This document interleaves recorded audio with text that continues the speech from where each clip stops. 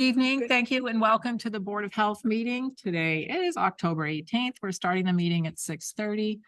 And we can see that we have a fine showing for public participation to discuss a public hearing on nicotine-free generation. Prior to starting that, I just need to give the board an opportunity to review minute meetings from the last meeting, and then I will proceed with the hearing. So, any issues with September minutes? No, I could make a motion. That'd be perfect. I'd like to make a motion to approve the September 20th minutes as written. I'll second the motion to approve the minutes. All in favor, Linehan? Aye. Corville, aye. Silva, aye. Minutes are approved. So thank you for coming to the public hearing this evening. The way we're going to do this tonight, first of all, my name is Laurel Gorville. I'm the chair. Elaine Silva and Candace Linehan are my esteemed colleagues on the Board of Health who've been serving faithfully for years. We have a interesting policy to consider. Our health director, Anthony Chu, will read the policy and then he will begin to read public comments that have come in by letter. At that time, we'll go to get the roster and I'll call people individually to speak their mind in regards to this issue. We're going to time people at about 3 minutes. At 3 minutes, I'll give you a warning and allow 30 more seconds. I have my watch on speed 3-minute dial. We have not a podium, but a microphone. And then we will also make sure that we include any speakers who would like to join us from the Zoom link. So Anthony, you need a microphone.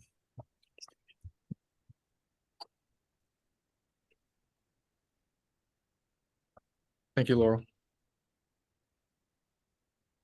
I'm going to start by reading the proposed language change tonight, and then I will move into the written comments.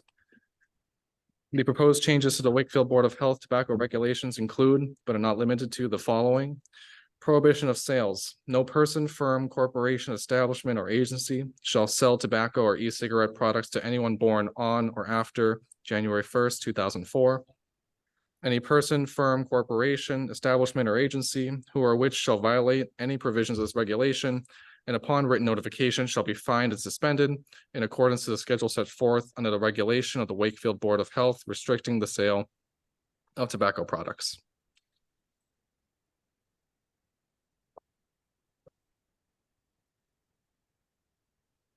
The first written statement is sent by Jason Lewis, the 5th Middlesex State Senator, Kate Lipper-Garabedian, 32nd Middlesex State Representative, and Donald Wong, 9th Essex State Representative.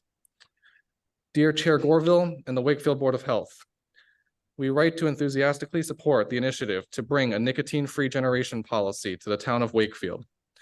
As the legislative delegation for Wakefield, we applaud this effort to ensure the next generation of residents can avoid the devastating health impacts of nicotine addiction.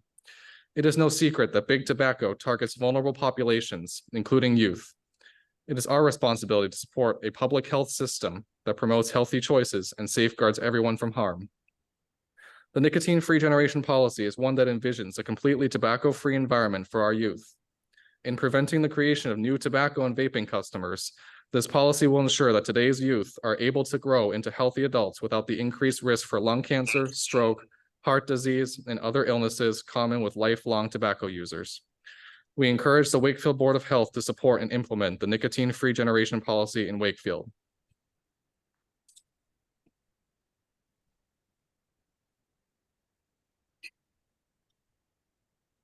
The next statement is submitted by Tina Marie Sanborn.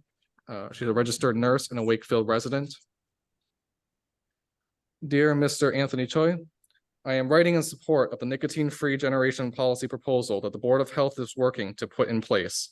I believe this nicotine-free generation proposal is an exceptional first step to supporting future generations of non-smokers in our area. First, the proposal demonstrates sound research examples that support the request.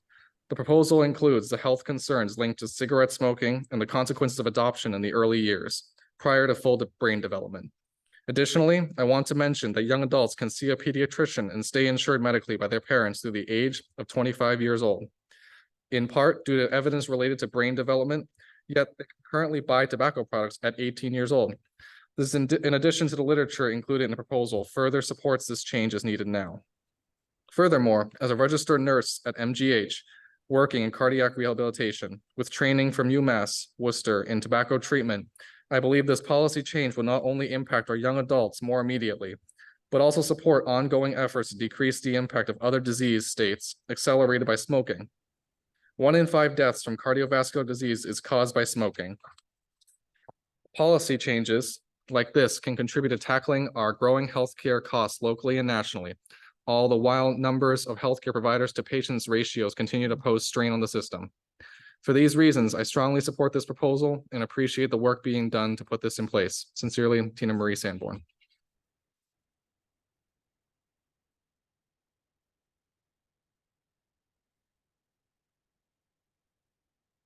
The next letter is submitted by Rebecca Nurenberger at 43 Madison Avenue.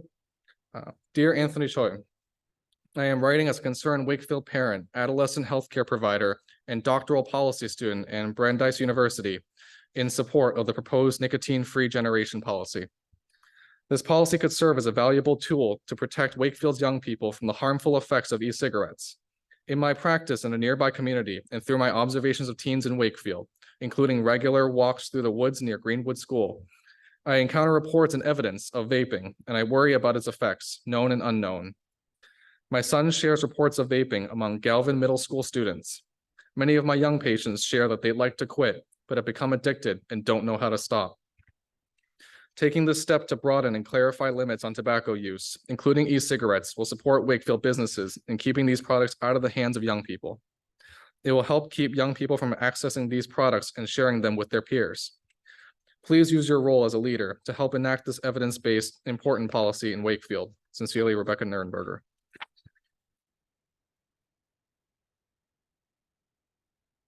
The next letter is from Doug Lyons, Superintendent of Schools, Wakefield Public Schools.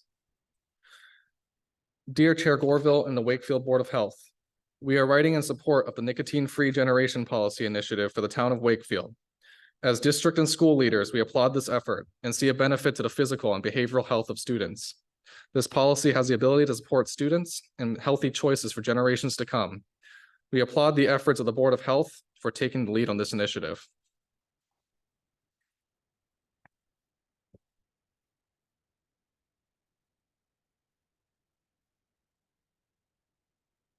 The next letter is submitted from the Municipal Tobacco Control Technical Assistance Program by Lisa Stevens Goodnight, Esquire, Tobacco Control Director from the Massachusetts Municipal Association. Dear Laurel Skinder Gorville and members of the Wakefield Board of Health, as the Tobacco Control Director for the Massachusetts Municipal Association, a grant project awarded to the MMA by the State Department of Public Health, DPH. MMA's Tobacco Control Grant Program aims to be a comprehensive source of technical and legal assistance on tobacco control issues at the municipal level. In that capacity, I am writing to provide some background about the health risks and costs associated with youth nicotine use relevant to the nicotine-free generation policy under consideration. Despite diligent efforts to reduce nicotine use, commercial tobacco remains the leading cause of preventable disease and death in the United States. Cigarette smoking is responsible for more than 480,000 deaths a year in the United States. Since nearly all tobacco use begins during youth and young adulthood, reducing youth access to nicotine products is of great public health importance. In 2022, 24.8% of middle and high school students reported ever having used any tobacco product. In addition, nearly 1 in 9, 11.3% middle and high school students reported current tobacco product use. Among all students who currently use any tobacco product, 31% reported using multiple tobacco products during the past 30 days. Multiple tobacco product use among youths is particularly concerning because it is associated with nicotine dependence, which increases the likelihood of sustained tobacco use in adulthood.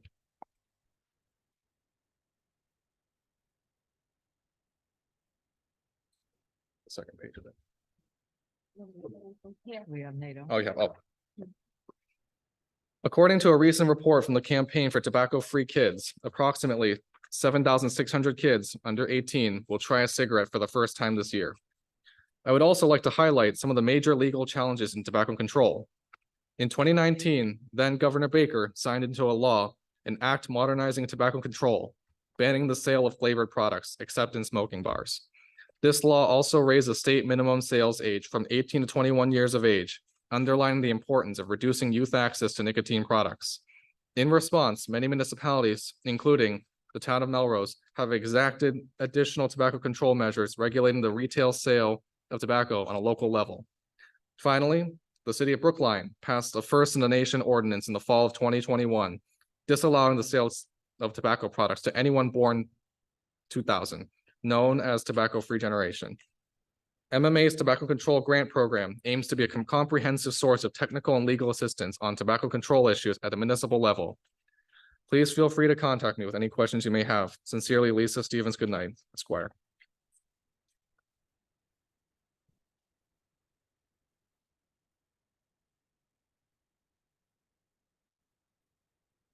The next letter is submitted by David Spross, NATO Executive Director. That's the National Association of Tobacco Outlets.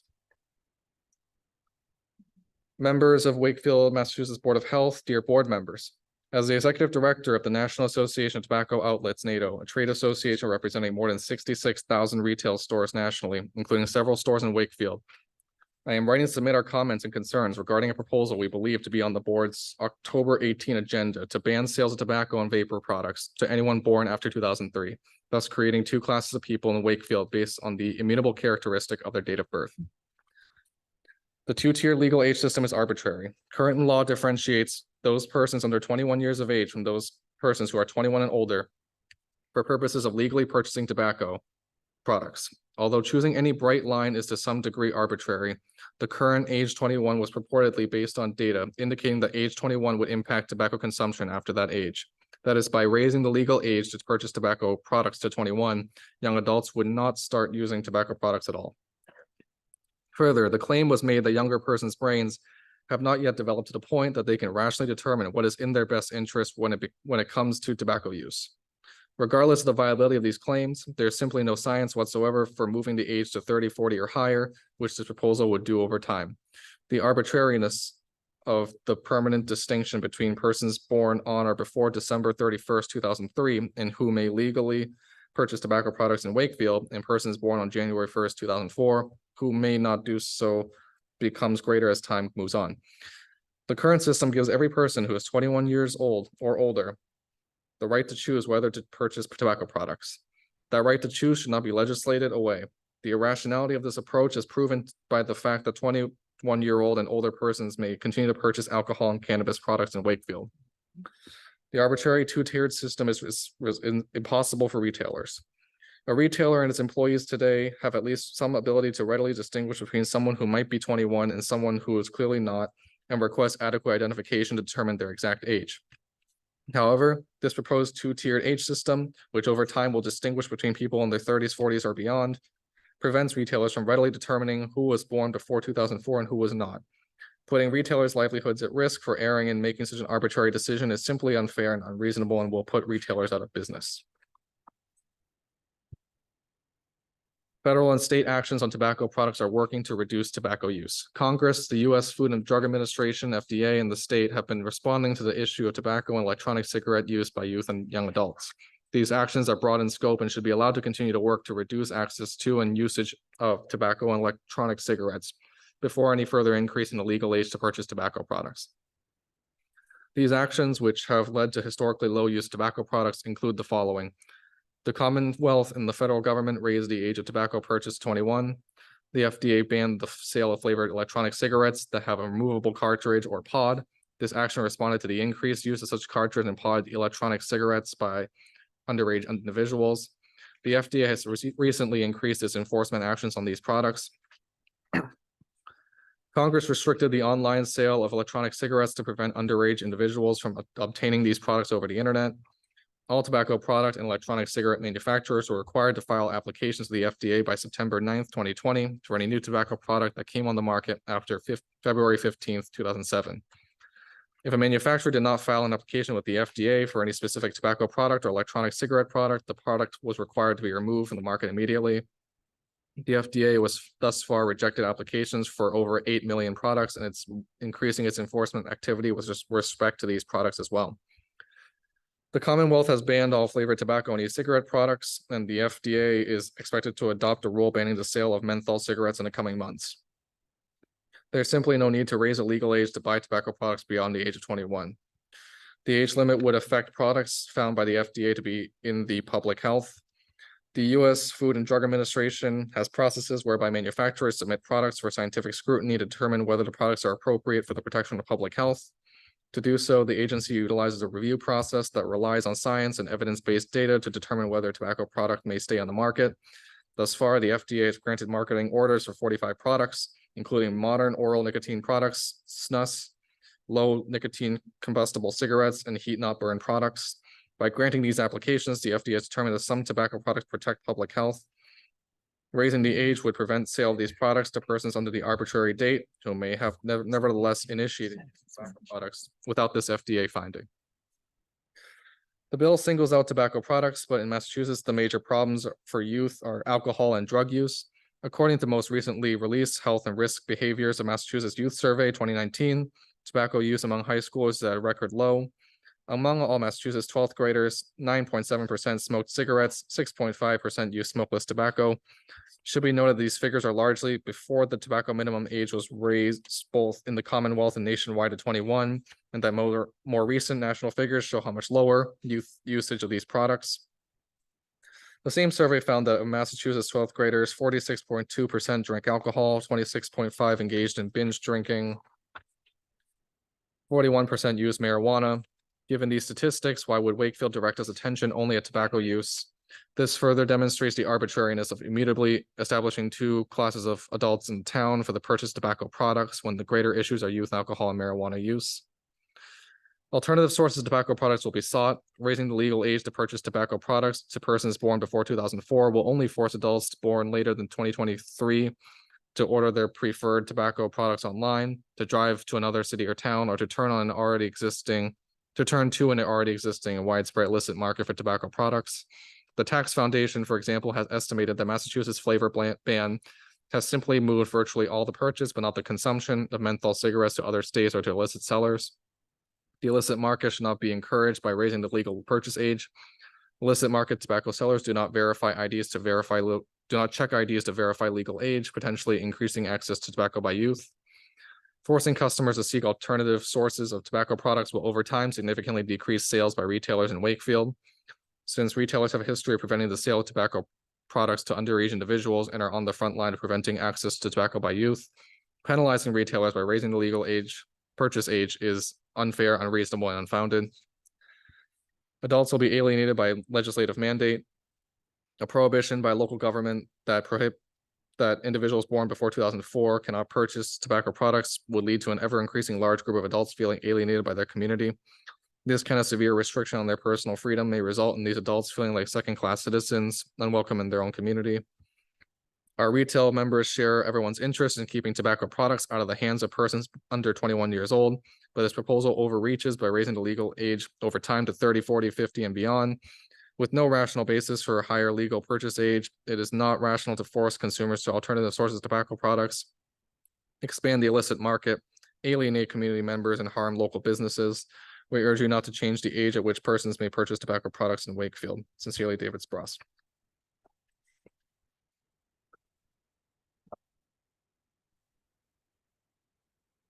No, I got it. I'm all right. Now take a breath. All right.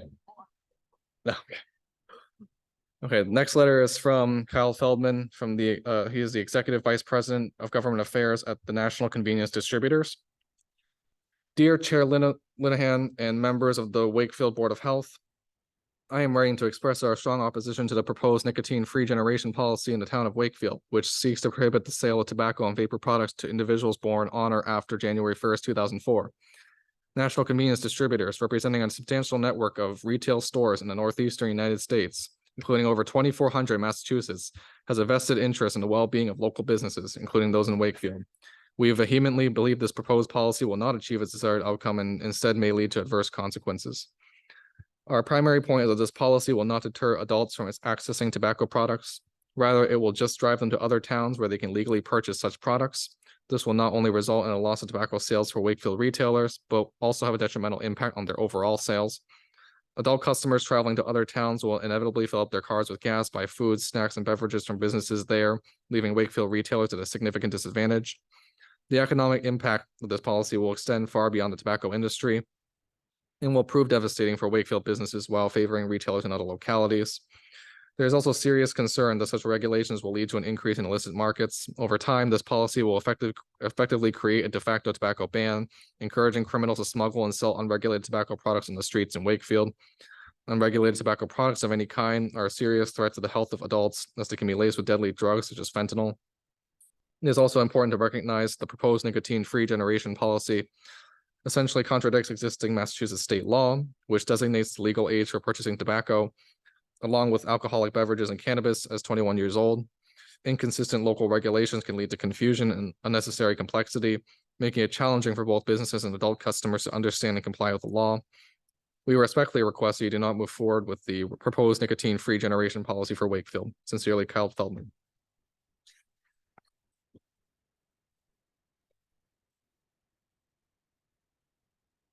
This next letter is from Andrew Cedrone.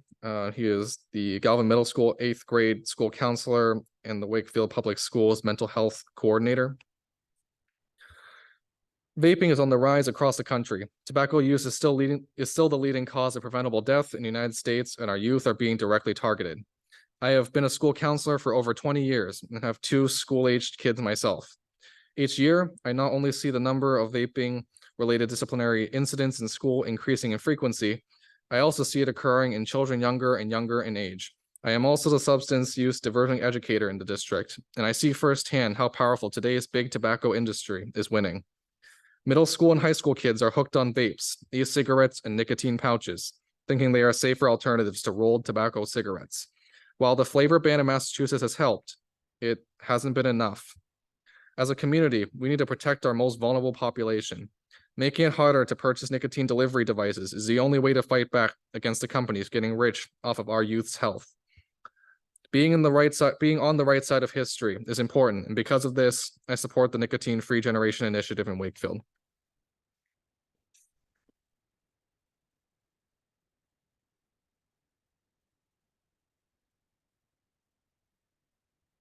The next letter is submitted by a group. I'm just going to read the names.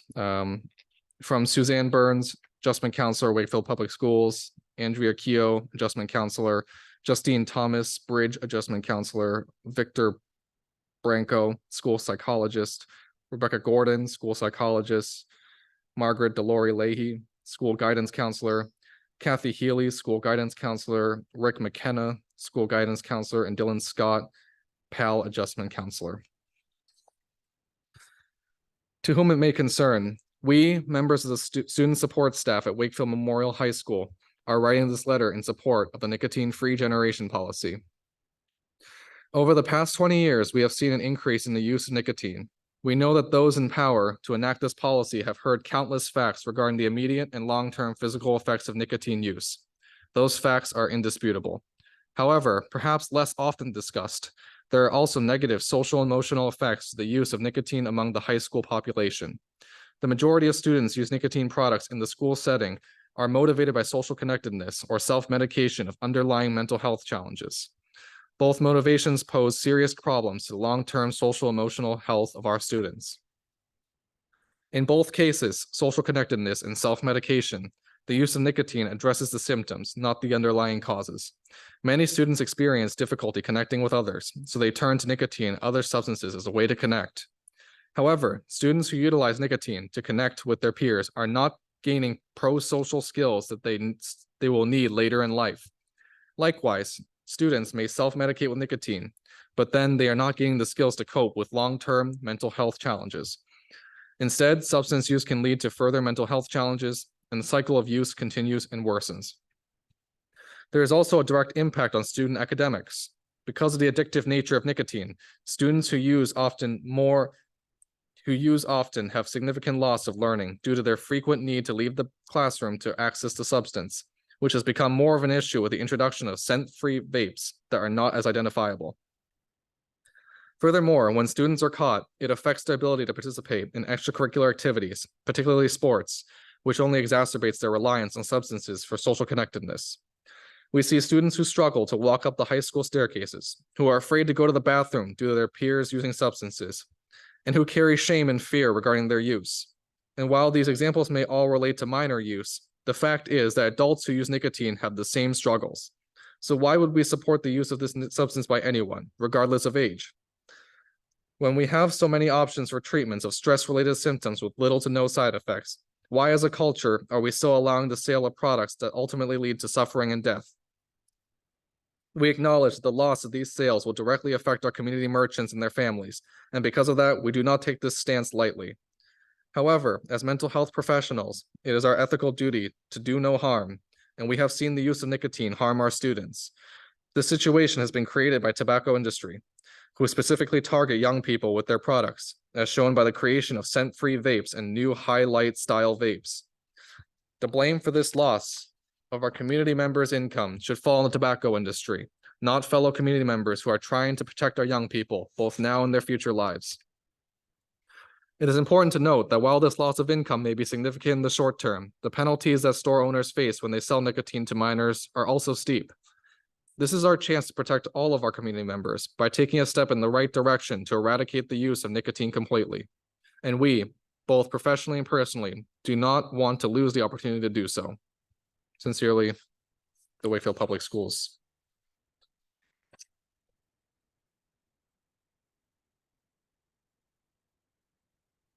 The next statement is submitted by Brendan Kent. He is the K-12 Director of Athletics, Health, and Wellness from the Wakefield Public Schools. To whom it may concern, I could not be in attendance at tonight's public hearing, but wanted to submit a written testimony. My name is Brendan Kent, and I am the K-12 Director of Athletics, Health, and Wellness for the Wakefield Public Schools. I am currently in my 9th year in my current position.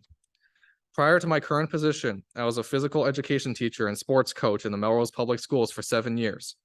Throughout the past 16 years, I have time and time again witnessed many youths at both the high school and middle school grade levels get involved with using tobacco and nicotine products. These products have changed and evolved significantly over the past 2 decades, from mostly cigarette usage over 2 decades ago to mostly vape and electronic devices today. Not to mention all of the smokeless products, including but not limited to chewing tobacco, dip, and pouches.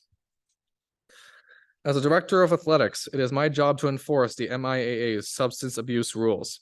Whenever a student is caught using or in possession of a tobacco or nicotine product, I have to suspend them from their sport. Unfortunately, this happens quite frequently. Furthermore, I have encountered many students who have been suspended more than once in a season. In these situations, when the same student is caught for a second or third time, it is usually because the particular student is addicted. Sadly, some of these students do not even realize that they are addicted until they have been suspended for a second or third time. It is not until that moment when they are forced to stop that the student finally realizes how addicted they are. Based on my experiences, it is my opinion that most teens that are addicted to tobacco or nicotine products don't even realize that they are addicted until they are put into situations like the one I just mentioned, in which they are forced to stop and they simply cannot. When a student athlete gets suspended from a big game because they got caught with a tobacco product, most people's reaction is, what a dummy. Why would they do that? Why would they do that? However, I do not think that way. I don't ask myself, why did they do that? Because I already know the answer. Most of them did it because they are simply addicted to the chemicals in the products, and once they start, they cannot stop. It is a very sad situation, and I commend everyone in this meeting that is supporting to try to change this. I hope my aforementioned experiences working with youths addicted to tobacco are informative and helpful to you. Sincerely, Brendan Ken. That is the end. Written statements. Yes, correct. Okay, do we have the list? Yes. No list. This public health group. Yeah. Okay. That's the list so far. Okay.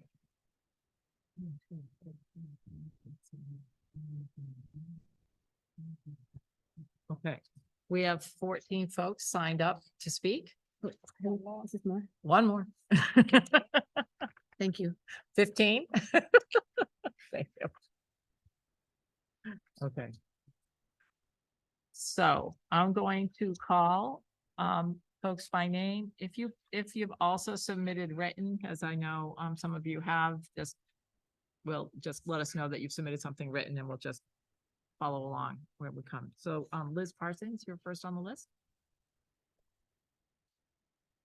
And I'm gonna set my timer for 3 minutes and give a warning. Thank you. I didn't submit anything written, so. Chair Gorville and the Board of Health. My name is Liz Parsons. I live at 19 Essex Street.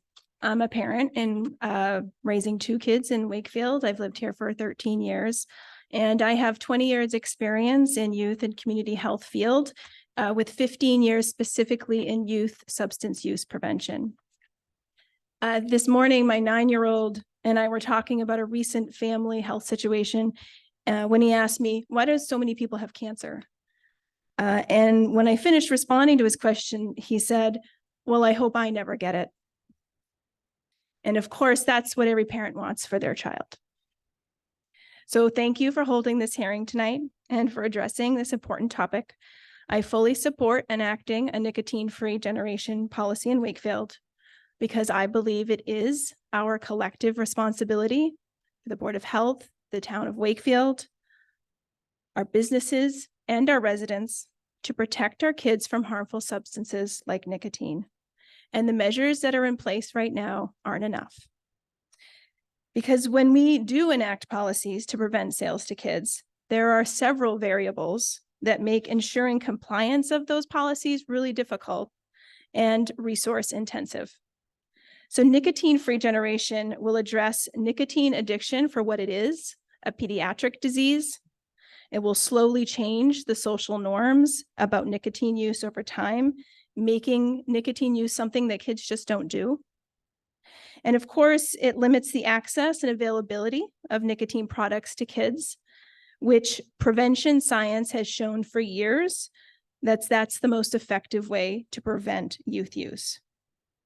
And nicotine-free generation gives our retailers ample time to make plans to sell other commodities, though ideally not another harmful substance, and makes building compliance easier because retailers only need to look at a birth date. So we have a great opportunity here to significantly impact the health of our kids and generations to come. So now is the time to enact nicotine-free generation in Wakefield. Thank you. Thank you, Liz. Frank? Frank does have a statement. Hello, Frank Oliveri. I'm a Wakefield resident. I submitted a letter, which I'm going to read tonight. Hello, and thank you for this opportunity to speak tonight. I have been living in Wakefield for over 15 years with my wife and 2 children. We absolutely love Wakefield and truly feel connected to our community. I am so proud of the potential stance that Wakefield can be taking alongside Stoneham and Melrose to remove nicotine products for our youth populations. Nicotine-free generation is a forward-thinking approach to protect our youth from a harmful and addictive substance. As a resident, father, and in working for a local organization that offers youth programs and services, I have witnessed the positive impact on the health, relationship, and mental wellness of kids who choose not to use nicotine.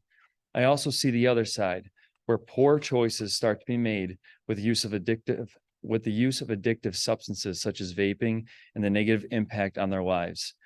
These products are made affordable and appealing to our youth, and they are consistently exposed to and influenced by these harmful products. To have the opportunity and courage to remove this addictive substance from ever being introduced feels like a huge step towards making impactful change for decades to come. I am proud of this proactive initiative, and I am grateful to have this time to express my support. Let's continue to send a powerful message and make great strides in promoting overall health and quality of life for all Wakefield residents, especially our youth. Thank you. Thank you, Frank. Thank you. Melissa Lowry?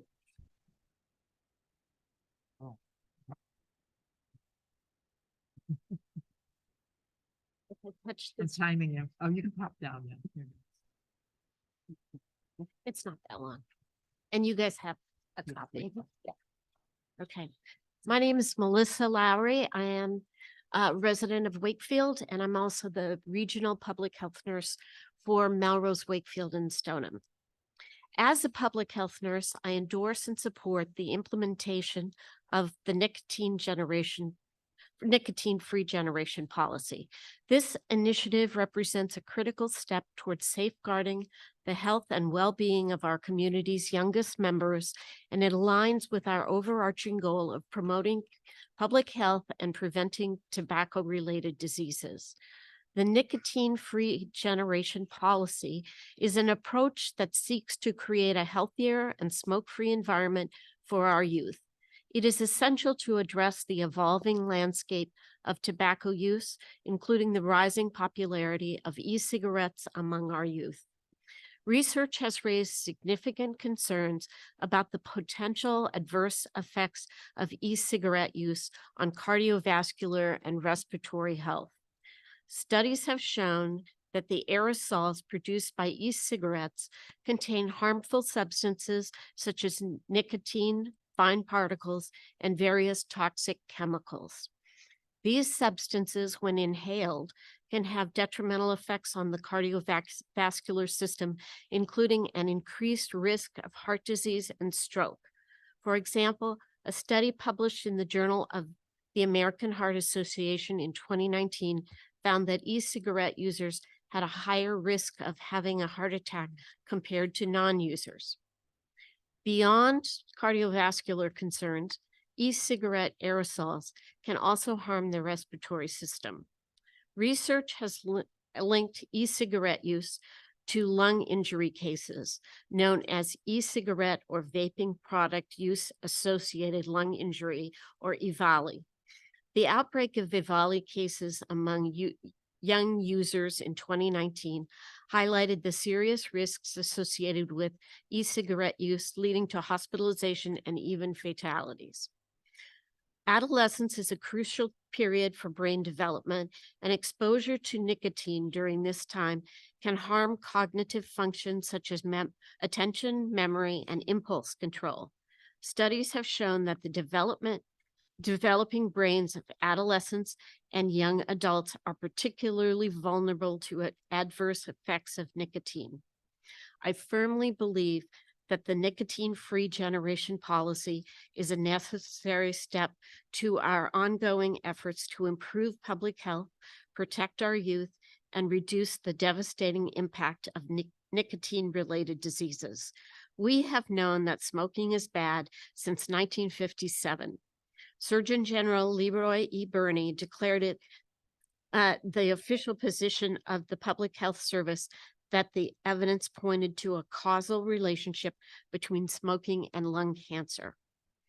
We can ensure that our policy helps create a healthier, safer, and nicotine-free environment for the generations to come, while also mitigating the risks associated with emerging tobacco products like vapes and smokeless tobacco.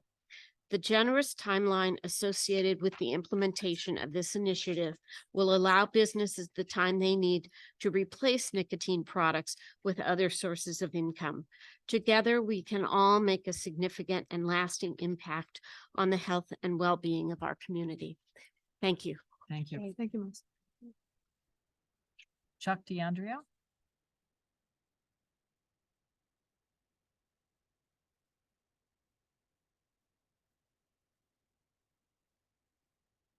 My name is Chuck DeAndrea. I'm 65 years old, and I've been a salesman, a tobacco and candy salesman for 40 years. I work in the Boston area, and I also work in the New Hampshire area.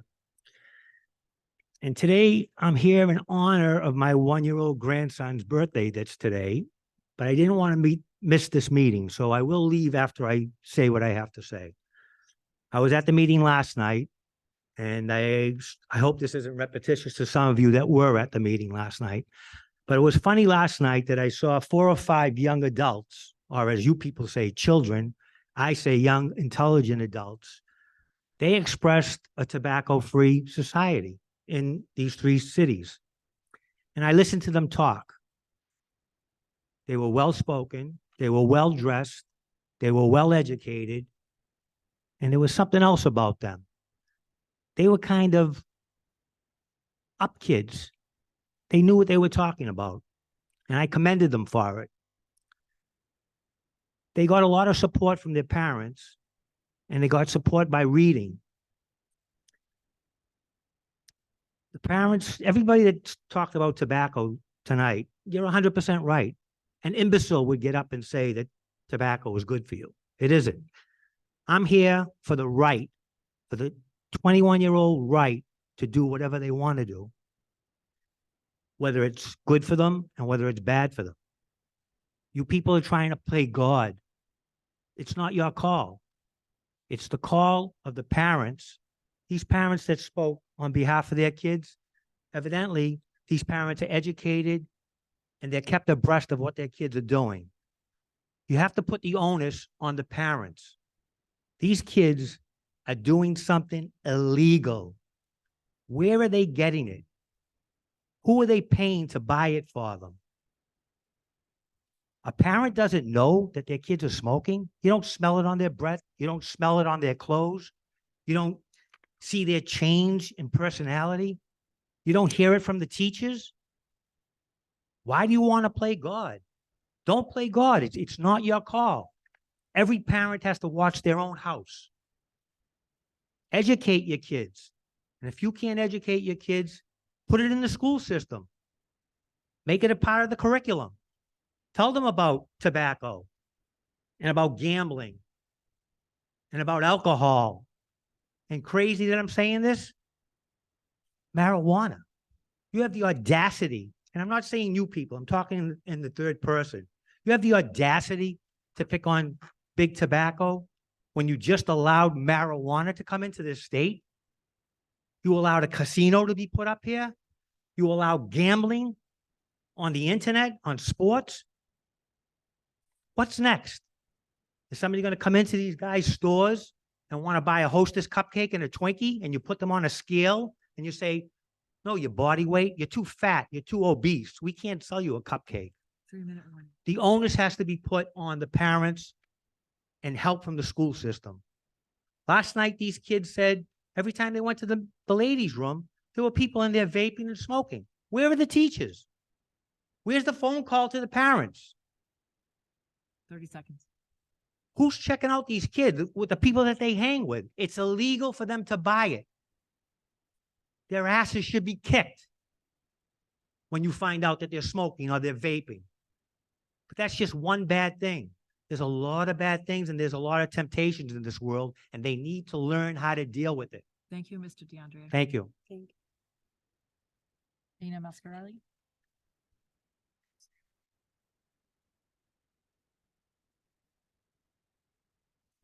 Good evening. My name is Pina Macharelli. Thank you, Laurel. My name is Pina Macharelli, and I am a resident of Wakefield for the last 26 years. I've also been an occupational therapist practicing in mental health for the last 38 years. I am a fierce, proud mama for now young adults. As a parent, I focused my children on their job of being healthy and taking care of their body every day. Yet my youngest child was one of those kids who we'd just been talking about, who tried his first cigarettes in middle school. It is well documented that latency age kids are challenged with unpredictable growth and hormones at this time. My son's growth was further complicated by multiple insecurities and wanting desperately to make friends. He tried smoking to be like the cool kids, even though it slowed him down at his beloved soccer and lacrosse. By high school, he added Juuls and vapes.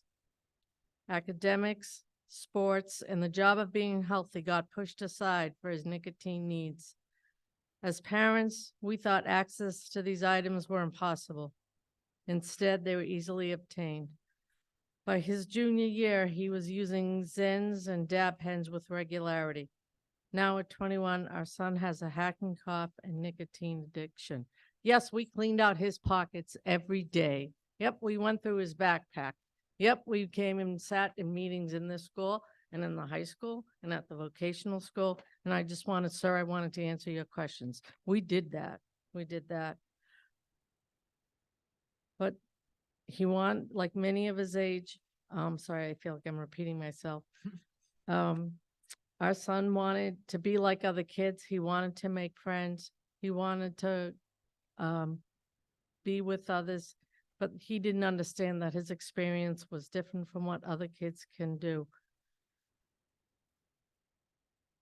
Now he's 21. He can't keep up with other kids his own age. He has physical limitations that's caused by smoking already. His ability to engage in walking extended distances is limited. He has stained teeth and fingers. He can't participate in everyday activities.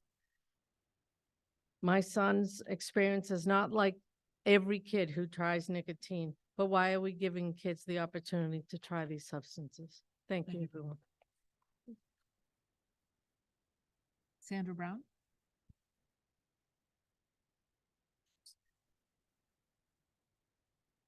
Good evening. Can you hear me okay? Yep. My name is Sandra Brown. I'm a registered nurse and employee at the Wakefield Health and Human Services Department. I'm a grandmother, a mother, a daughter, a sister, a friend, and acquaintance to many. The effects of nicotine have affected my life in all of these roles. I support the nicotine-free generation policy. As you know, we have all been informed by the Surgeon General, CDC, Heart Association, Lung Association, National Cancer Society, and our doctors, and our children's pediatricians, et cetera, that nicotine is harmful to our health. All of these and many other organizations have done research or studied the science, proving nicotine causes cancer, heart disease, stroke, and other chronic illnesses. It also contributes to the worsening of many other illnesses and can interfere with the treatment of these. If you are not aware of the effects of nicotine, then I hope you will listen to these experts speaking here tonight. What I can tell you is I have witnessed the effects of nicotine throughout my professional career in every healthcare setting that I have ever worked in for over 50 years. I have also cared for many of my friends and family members who have undergone treatment for cancer, with chemotherapy, radiation, surgery, even holistic medicine. Some have gone into remission, some have had recurrences, and some have passed away after long and difficult battles with cancer caused from nicotine consumption. Some even continue to smoke or vape, even while struggling for their last breath. My father, a World War II veteran, began smoking while in service. He was able to quit eventually after learning about the serious effects of nicotine, and with the support and persuasion of his 5 daughters, all nurses. But the damage was already done. Dad's cancer spread quickly from his lungs to his throat to his stomach. He was young in his 50s and looking forward to being a grandfather and helping his daughters and son with their homes and families. We 5 daughters cared for him for 6 months as he lay in a rented hospital bed in our at one time dining room. We bathed and changed him, fed him through his feeding tube, and administered fluids and medication through his IV. I'm sure some of you can relate. I remember him with tears in his eyes telling me how grateful, but how brokenhearted he was that his daughters were having to care for him in this way. Many of my adult friends and loved ones who still use nicotine products wish they had never started and wish they could quit. Many have switched to vaping nicotine in hopes of lessening the dose bit by bit in an effort to quit. But then they say to me they have actually increased the dose bit by bit. I think they have just given up at this point on trying to quit. Some now say, I choose this and I have a right to this. I'm not sure they really feel it has anything to do with a chosen right, but rather an excuse for deep denial of an overwhelming addiction. 3 minutes. A few friends in addiction starts in youth. It happens quicker and isn't deeper for them due to their age, brain development, and body metabolism. Peer pressure and well-funded targeted advertising portraying nicotine use as normal and a helpful everyday activity are no match in many cases for parental guidance, opportunities for healthy and productive activities, or even in-depth education in our schools about the dangers of nicotine. The nicotine-free generation policy is practical with enormous benefits, saving lives and saving billions of our tax dollars and healthcare costs. It gives retailers the opportunity over time to gradually reduce tobacco sales with other products. Thank you for the opportunity to share my experience with you and my thoughts with you. Thank you. Thank you, Sandy. Is it Joy Patel?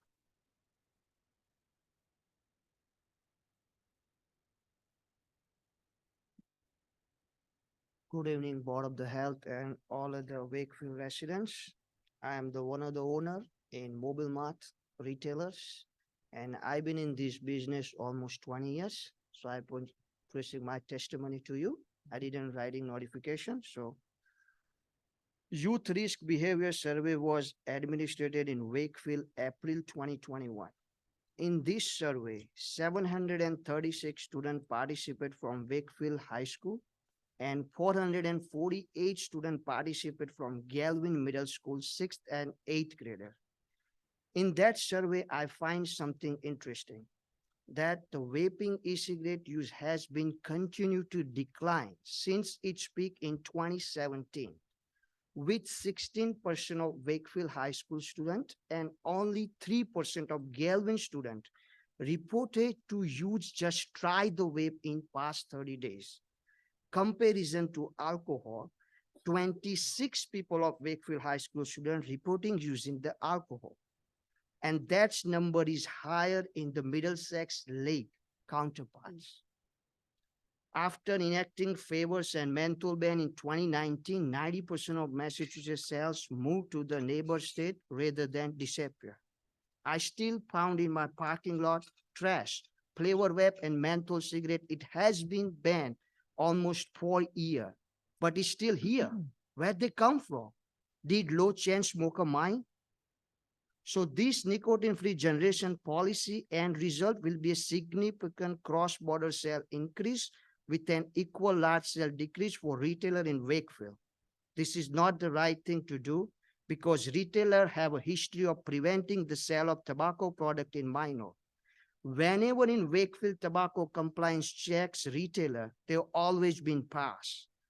This law will create a patchwork of regulations that will be challenged for retailer and consumer alike. This law will not stop anyone from buying tobacco product, but will change adult consumer buying habit where they decide to purchase their preferred tobacco product. That could be the next town over, New Hampshire, or the black market. And in unregular black market does not care how old you are. Prohibition does not work. And this policy will not create opportunity for organized crime to take advantage of. Congress, the FDA, and MS state law fit to raise the legal age to purchase tobacco product to 21, the same age to purchase alcohol. There simply is no need to raise the legal age further. Brookline passed the law just like this in 2020 and is being sued for violating the legal age to purchase language in the Massachusetts state code, as well as limiting adults' constitutional right. Just from a common sense angle, you can purchase lottery ticket, you do gambling, you do sport betting, 3 minutes, drinking Mr. Patel. alcohol, and cannabis, but some adult over 21 may not be able to do it. Maybe a good idea to see how that law should conclude before you take any action in Wakefield. I urge you to vote against this nicotine-free generation policy, which prohibited the sale of tobacco product and e-cigarette product to anyone born after June 1, 2004. Restricting the free choice for legal product to adult is fundamentally wrong. Thank you for having me. Thank you, Mr. Patel. Sunny Patel? I can't hear me. Sunny Patel, you come up? You all set? Okay. Chris Duffy, are you here? No. So I'm timing it 3 minutes. What I'll do is I'll say 30 seconds when we hit 3 minutes to make myself more clear. And now I'm closer to the microphone. Good evening. My name is Chris Duffy. I'm the CEO of James J. Duffy Incorporated. We're a local distributor serving convenience stores, smoke shops, and coffee shops in Wakefield and other towns around the Commonwealth since 1941. I'm here to express my concerns about the nicotine-free policy that has been proposed. I urge each of you to think about this ordinance from a common sense perspective. In 10 years from the beginning of this ordinance, an 18-year-old will still be able to buy a lottery ticket. A 21-year-old be able to buy marijuana, gamble in a sports facility. They'll be able to buy alcohol, but a 31-year-old won't be able to go up to Colonial Country Club and buy a nice cigar that he might want to enjoy on the golf course that day at 31 years old. This is in reality age-based prohibition. Prohibition does not work. It never has worked. The best predictor of future behavior is always past behavior.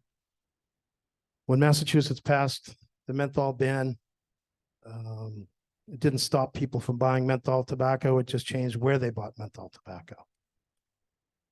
And it certainly exacerbated a black market that is prevalent here in Massachusetts and even here in Wakefield. The ordinance will not stop anyone from buying tobacco products. It will merely change where they purchase these products. This ordinance will send adult tobacco consumers to neighboring towns to purchase not only tobacco, but whatever else they're going to the store for. Rhode Island and New Hampshire welcomed our menthol ban with windfall tax collections, while local businesses in Massachusetts continue to suffer. Convenience stores in Wakefield are family-run, vital parts of the community that provide not only tobacco, but food, drinks, lottery, and other convenience items to consumers. This policy will devalue the hardworking retailer's business day after day until there's nothing left. I know a major concern of everyone in this room is youth consumption of tobacco and nicotine products, particularly vapor products. And when I say everyone, I mean not only the people that are for this ordinance, people that are against the ordinance, certainly convenience store retailers, anybody with a brain in their head does not want to see tobacco items in the hands of kids. These kids, for the most part aren't buying vape products through legitimate retailers. They're circumventing the system, buying them online through unseemly people, bringing them in through the black market. We have a 75% excise tax in Massachusetts on vape products. You can't tell me these kids are paying that much for it. They're going to get it as cheap as they can. They're very smart. This ordinance does nothing to protect these kids. Enforcement laws, working with local retailers, educating parents, and giving them tools that they can use to address this issue is what works. Even now the post office has a free service that you can go and see what package is going to be delivered to your 30 house seconds. before it gets there.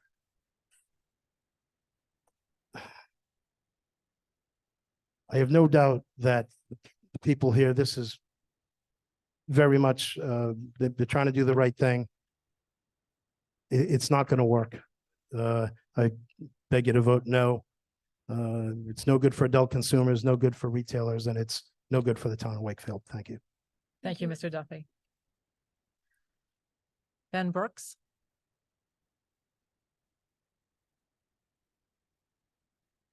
Good evening. Thank you for your time tonight. I'm here on behalf of my employer, Noria Energy. We're based out of Worcester, Massachusetts. We operate 160 gas stations, convenience stores in New England. We are currently have a site under construction at 356 Lowell Street in Wakefield. This will be a state-of-the-art facility, bringing fresh made-to-order food with delivery, EV charging stations, healthy snacks. My point in this is that we're a large company. We have the resources to diversify our stores. Not all of our competitors have that. And despite all the diversification and all the wonderful things that we can bring to a community at our stores, tobacco is still a big part of our business, right? So I'm here today in opposition of this ordinance, and it's. I didn't write anything down. I should have, but our guests, we want to serve our guests. Our guests expect these products to be on our shelves. If we don't, we are at a disadvantage. I wish it wasn't that way, but it is what what it is in a sense. And we take extreme measures to keep these products out of our hands. We go beyond state law, which requires us to ID every single guest who's trying to buy a nicotine product. We go a step further. We require every ID to not only be verified that the person is the person in the picture, we also require that ID to be scanned. And that scanning verifies that it's not a fake ID, that it's not an expired ID, and that the person is over 21 years old.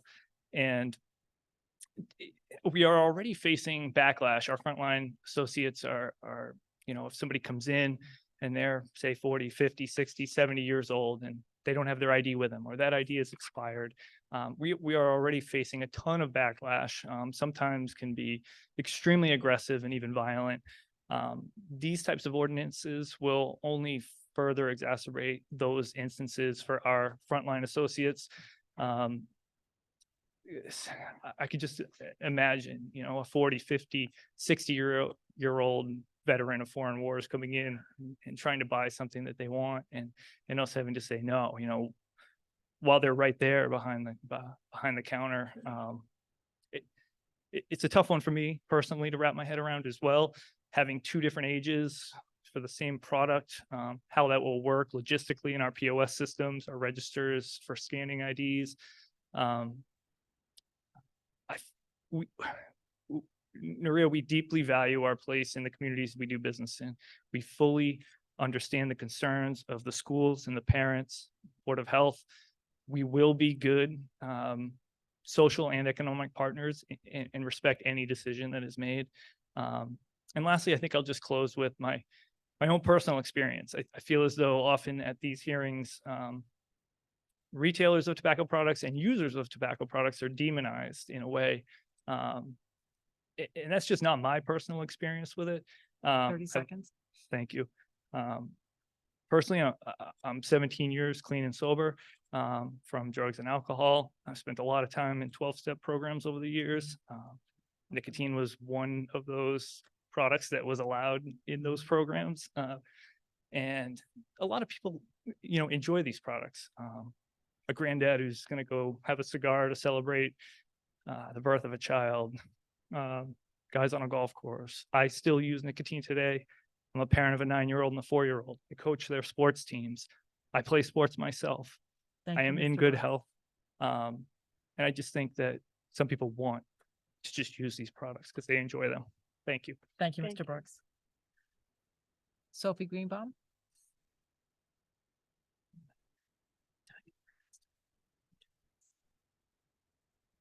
Hi there, my name's Sophie Greenbaum and I'm the Mystic Valley Public Health Coalition Prevention Coordinator.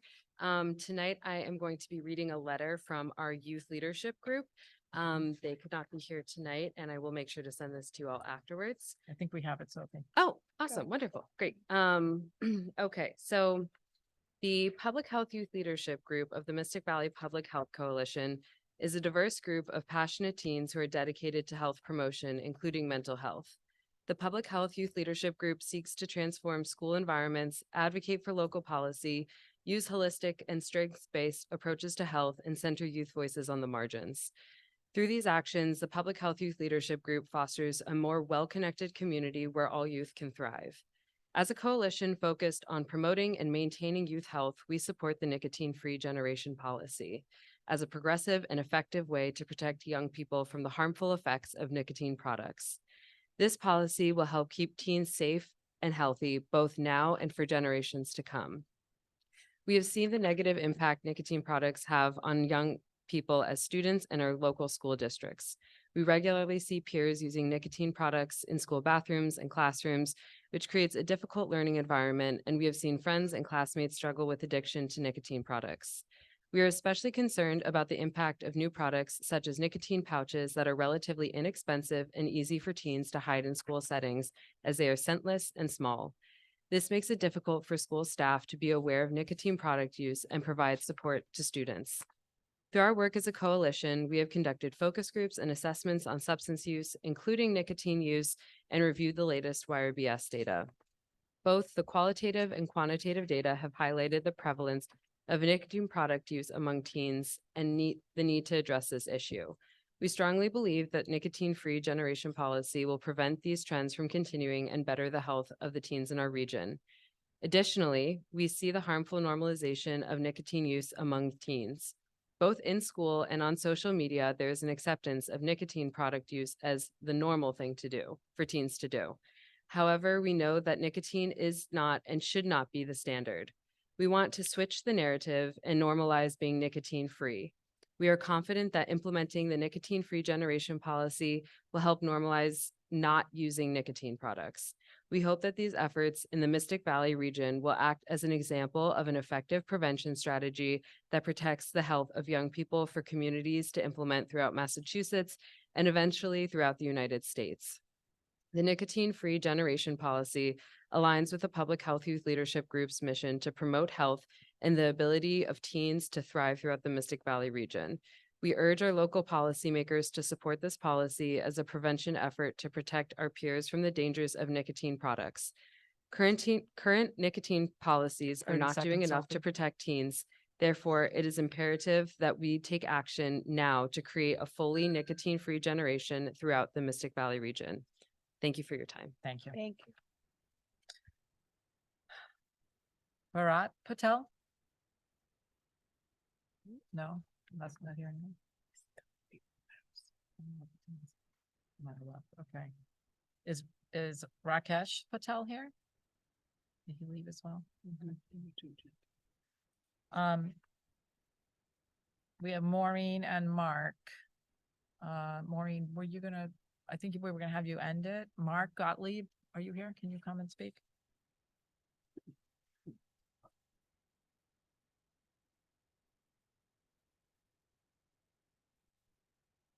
Leave the finale for Maureen. Hi. I am. How about that? Yeah. I'm Mark Gottlieb, the executive director. Oh, and I'm the outsider here. I live in Cambridge. I work in Boston. Welcome. I'm Welcome. the executive director of the Public Health Advocacy Institute at Northeastern University.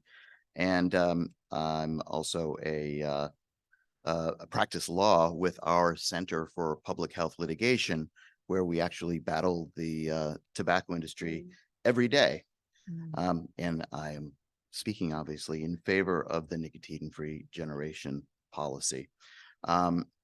So over a decade, we've been actively seeking not just to control the public health impact of tobacco products, but to end the harm once and for all. When we began to talk about phasing out all tobacco sales, an idea that actually we first introduced to the general public in an op-ed published in the New York Times about 10 years ago, it seemed very radical. But this isn't really all that radical a policy. One criticism we sometimes hear now is that it's not aggressive enough. It's too slow. And while it is indeed a complete ban on the sales of all tobacco products, it essentially grandfathers sales to everyone who is old enough currently to be sold tobacco products.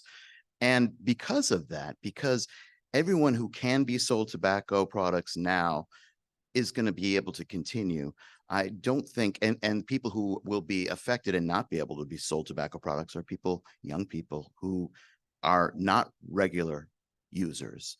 I don't think you have as big a problem with the concerns around cross-border sales as you might with other types of tobacco product bans.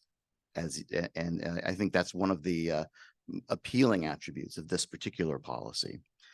Some communities in California, you may have heard, have completely and immediately banned all tobacco sales. But this policy actually doesn't create an immediate impact on retailers. They can continue to sell to all of their existing customers. If it's absolutely essential to their business model to be able to sell to customers who are not yet old enough to be sold these products, I think there's ample time for them to tweak their business model. I should hope so, that you don't their existence isn't dependent completely on selling tobacco products to people who are too young to buy them now.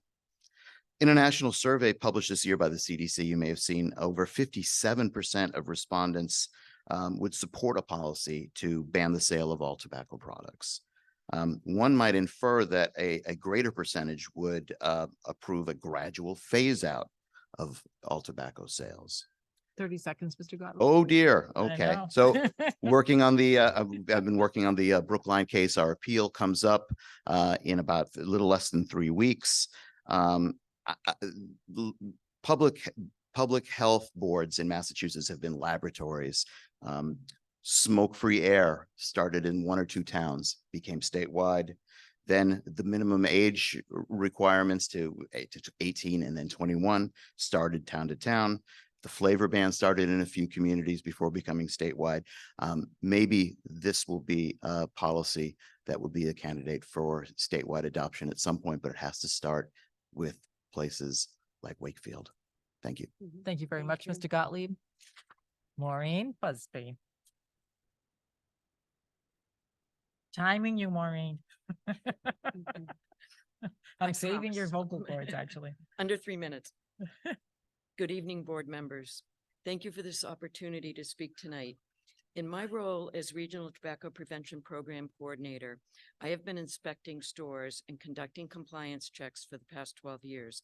I have watched the evolution from pink and purple foil wrapped 69 and 79-cent flavored cigars that look like candy, to jewel devices that look like flash drives, to nicotine pouches, which are high in nicotine content, made with nicotine salts for a quicker jolt to the brain, very cheap and very discreet, to Newport's new non-menthol cigarettes for the menthol smoker, to the latest vapes that look just like highlighters. One product innovation after another. Nicotine gummies, what's next? Tobacco prevention organizations and public health professionals have advocated for public policy to reduce youth access to these products for years. You've done so much. Cigar minimum price, flavor ban, T21, pharmacy ban, permit cap, but year after year, new products. Band-Aid after Band-Aid, it's not enough. The mental health crisis among our nations, our states, and this community's youth is very real. Many youth are self-medicating. The evidence is real. Using nicotine doesn't treat anxiety and depression. Nicotine exacerbates anxiety, depression. Addiction to one substance increases the chances of using another substance, and nicotine is a substance. In fact, it is a poison. It is time to remove these products, these poisons, from our store shelves. It's time to adopt a strategy that actually moves us towards a generation of young people who will never experience tobacco, just as we now have a generation of young people who have never been in a restaurant, movie theater, or ridden on a plane, train, subway, or bus where someone is smoking. We can and we need to make this change. Thank you. Thank you, Maureen. We'll open this up to the hybrid world. Who do you have? Yep, please do. Oh, would you like, did you sign?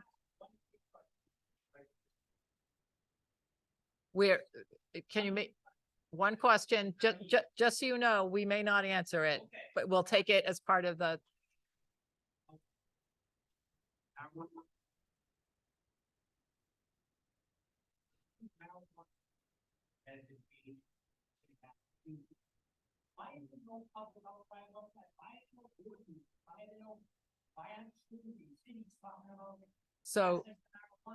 So this is not a question and answer. However, I will tell you that the town of Wakefield has done extraordinary work with a group called Wake Up and working with the school system and trying to hit all substances. We can only hit one at a time in a policy. But thank you for that point, because it's well taken. For the online. I can do the online. So, Yep, what do we have? for everybody who wants to speak that's virtually attending tonight, please hit the raise hand button. Let's see someone in a suit. Okay. It looks like we have one speaker right now. Peter Brennan, please state your name and address for the record. Hey, good evening. My name is Peter Brennan. I'm the Executive Director of the New England Convenience Store Energy Marketers Association. Our corporate address is 1044 Central Street, Stoughton, Massachusetts. Okay, you can continue with your statement. Oh, thank you. I'll be brief. We submitted written testimony. I won't bore you with that by reading it or reiterate what others have said, but we're in opposition to this policy.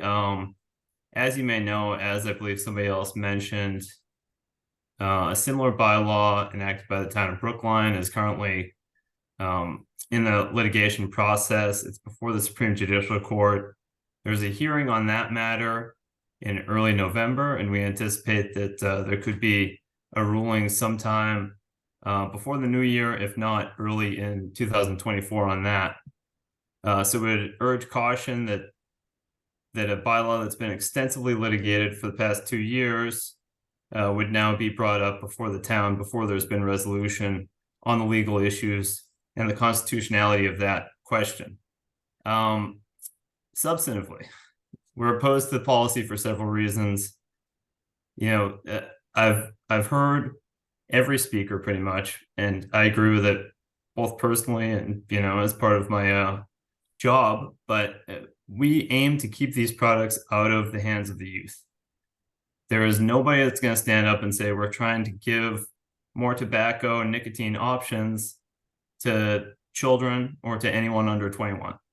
So to put these products in an unregulated market, when they can already be purchased online, when they can already be purchased through the black market channels, I think you're going to create a stronger black market, and that's what we've seen for flavored products in Massachusetts. So we agree with the goals of most of the speakers here. We also want to keep these products out of the hands of the youth.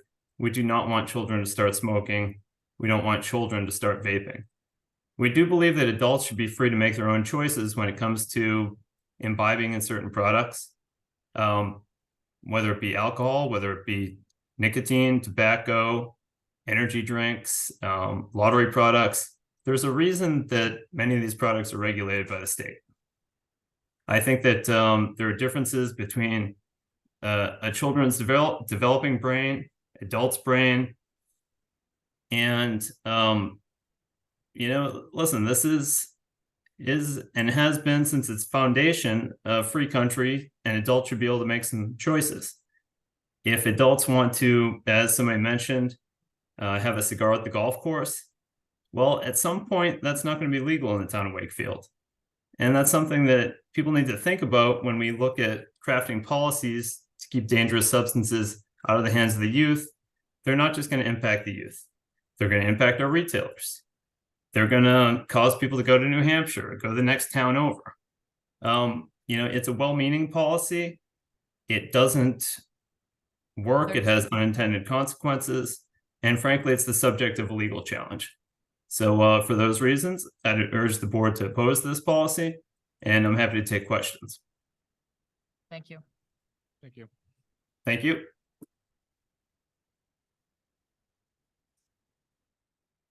Is there anybody else here for public comment virtually? I can see on the list. Okay, that looks like that's the only participation tonight. Okay.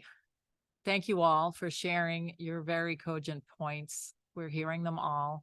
We are not prepared to take a vote tonight. We're keeping this policy under consideration for the foreseeable future.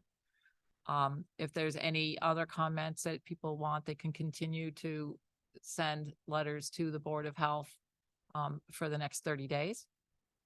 And we really appreciate your participation in public hearings. It's super helpful to hear everybody's perspective. And I will speak for myself that I am considering all of your comments equally. Thank you very much.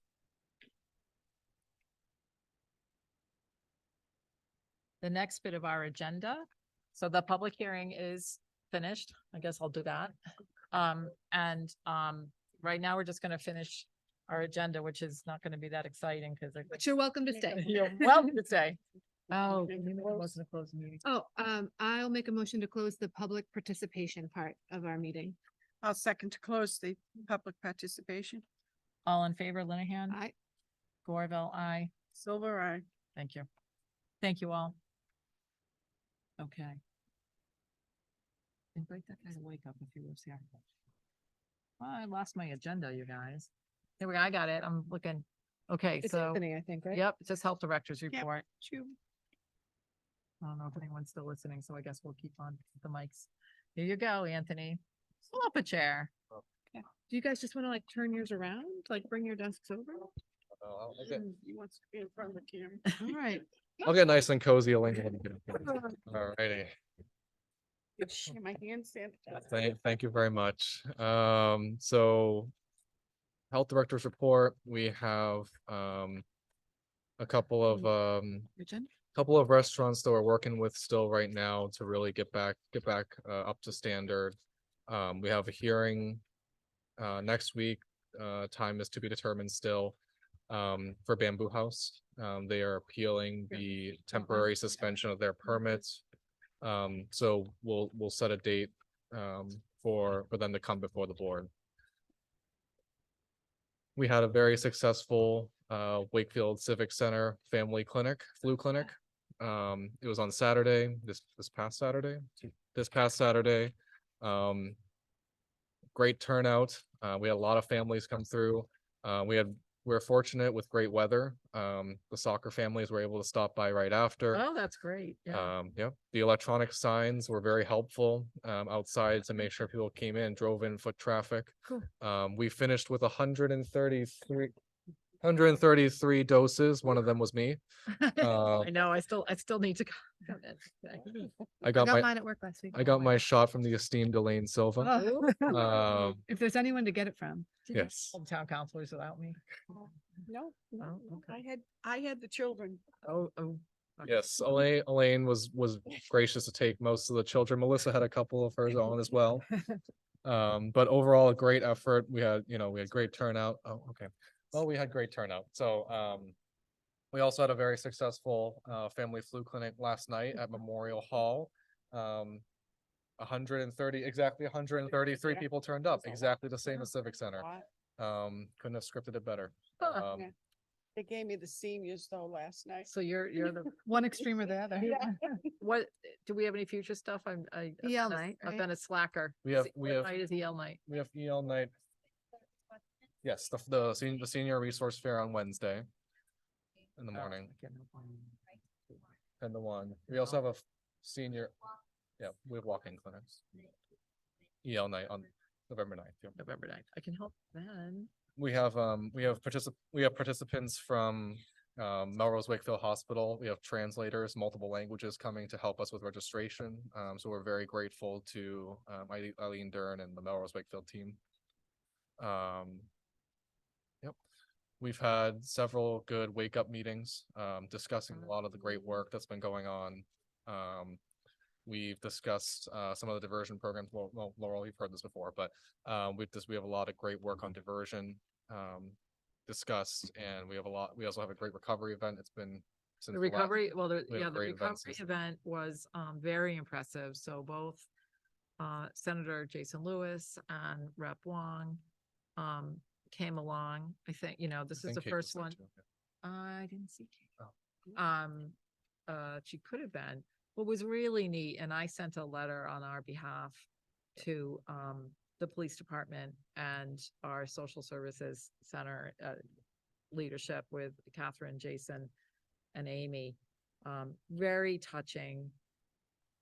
It was pretty cool because, it has a lot of presence. What we do need to work on probably is, sunset. So, when we do it again, we're bringing some electricity in for lighting, but so moving. And I think so important for the, our partners in the police station. And, it really occurred to me that it was sort of a moment, a somber moment, but also a collective understanding of the really hard work that everybody does when they're right in the front line of that. And so people couldn't say enough about our recovery coach.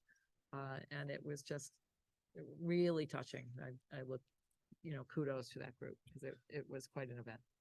I know having the privilege of working with multiple towns and partnering with others, many do say that Wakefield's events, like the recovery events, serve as a great example. I know Stoneham took a lot of cues from that most recently. they got a lot of great help from them.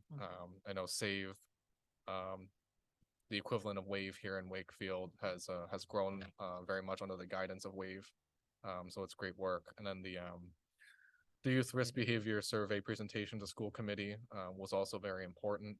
I think it highlighted a lot of our areas, including nicotine use, but I think also mental health, alcohol, a lot of different areas were touched upon. And I think the most important thing for us to know is that it's a continued partnership with the schools. They're the eyes and ears of what's going on. And so I think as much as the youth risk behavior survey does a great job of quantifying a lot of these things, we also take into account a lot of examples from the counselors, from the teachers, their stories and what they're seeing is very important as well. So having them on Wake Up is very helpful.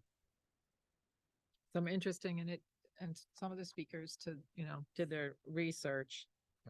What's interesting about the YRBS is that we're being compared to our peers in the Middlesex League. And so I would urge you to take a look at those because we have some work to do. We do. That's all I had. Wow, well done. And yeah, I'm coming. So any other business from any other folks? How's your student doing, Elaine? My students, I had my second student come to Melrose, and I was telling Anthony, she wrote a phenomenal, out of all the reflections I've seen, probably I'll 100 send of it them, on. Send on she those just reflections. Really and truly wrote a beautiful, beautiful reflection on Melrose with Anthony and what a leader he was, and with Melissa. And she was totally amazed at when she went there, how she had the food inspector. She got to go out on an inspection, and there was a social worker, and Maureen was there with tobacco control, and how they called. Melissa had to call up to Wakefield. She had to call over to Stoneham, and how they not only did everything there, but their concern was in their other two communities also, and the amount of work that they did. How long was that reflection? Can she submit it to the item? I don't know. No, seriously, I think, Well done, I though. think that would be, Well done. I think some reflections are really Yeah. well written, and I I think, don't know. I think they're kind of humbling. And she Well, ask wrote her. very well. It's her work. Yeah, it She is can true. send it. Yeah, I it's would- very good. They really are. And I'm very happy that Anthony Then took she could the time. Yeah, took the time to apply and do it, because I think that being in public health, I think we're one of a great example of what communities need and the services that are given through the local health departments. And they've all my students turn on their local health department boards meetings now too, and some of them even are attending them. I'm Good. encouraging that. That's awesome. Yeah, we learning a have lot. we have Some- a youth council member who probably be showing up another night. Yeah. I just want to say we've had 2 students now, Yeah. I think, or 3 actually. We've had 3 students. Two, we've only had two. There's We- more coming. We've had 2 students so far, and the experience is only made possible by these students, keen interest in local health, which is something that, you'll never hear me say again, but no, local health is thrilling. No, but Where it happens, man. the experience only works if they're bought into it, and they truly come with an open mind, and they're willing to kind of do anything that day just to learn, a day in the life of what's going on. And I know our nurses and our inspectors and everybody on our staff are very happy to have them with us that day. I would great. suggest you add that to the annual report. Yep, absolutely. Yeah, it's true. Because it's not nothing to have someone come along with you, Yeah. like Yeah. I precept students in my work, and I think sometimes, of course, like you're not compensated for it, and you have your day planned, and nobody is just sitting around. So having an extra person with you, of course, it gives them this great experience, but it's another ask on your day. So it's an important thing that you did Melissa. too. You want to say something? Public Melissa? health nurse, Melissa. That's right. Yeah. Yep. A doctor of She's- nursing, public health? Doctor of Yeah. nursing, yeah. Yeah. Think. Mm. Education.